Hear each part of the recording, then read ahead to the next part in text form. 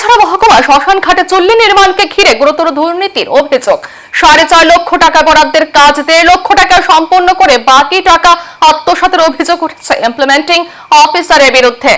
ধলাই জেলার গন্ডাছড়া মহকুমার 14 মাদল আশ্রম সংলগ্ন একমাত্র মহাশ্মশানকে ঘিরে অভিযোগ সামনে এসেছে।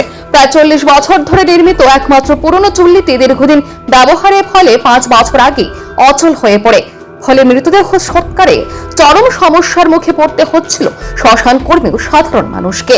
এলাকাবাসী দীর্ঘদিনের দাবির পর অবশেষে নতুন চুল্লি নির্মাণের উদ্যোগ নিয়ে প্রশাসন দায়িত্ব দেওয়া হয় আরডি ডিপার্টমেন্ট ত্রিপুরাকে। জানা যায় একটি নতুন চুল্লি নির্মাণের জন্য প্রায় 4.5 লক্ষ টাকা বরাদ্দ করা হয়।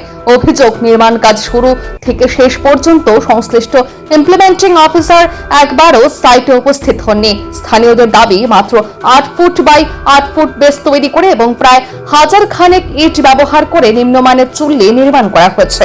আর অভিযোগ, মোট বরাদ্দের মধ্যে প্রায় 1.5 লক্ষ টাকা খরচ করে বাকি প্রায় 3 লক্ষ টাকা আত্মসাৎ করা হয়েছে। ফলে নতুন চুল্লির স্থায়িত্ব ও গুণগত মান নিয়েও প্রশ্ন তুলছেন এলাকাবাসী। আমি এই সরকার দ্বারা এটি নিবেদন, এই ইহানো যে শ্মশানের যে কাজটা, এই কাজটা চুলাওনের কথা ছিল, এই আপনার ছাদ দিয়া উপরে ছাদ দিয়া চুলাটা এই করবার 3টা চুলার কথা আসলো। তাইলে আপনি যে বারে বারে যে নিউজ করছেন, নিউজ যে কইরার পরে এটি ইয়া করছেন, এটার লাগি ধন্যবাদ।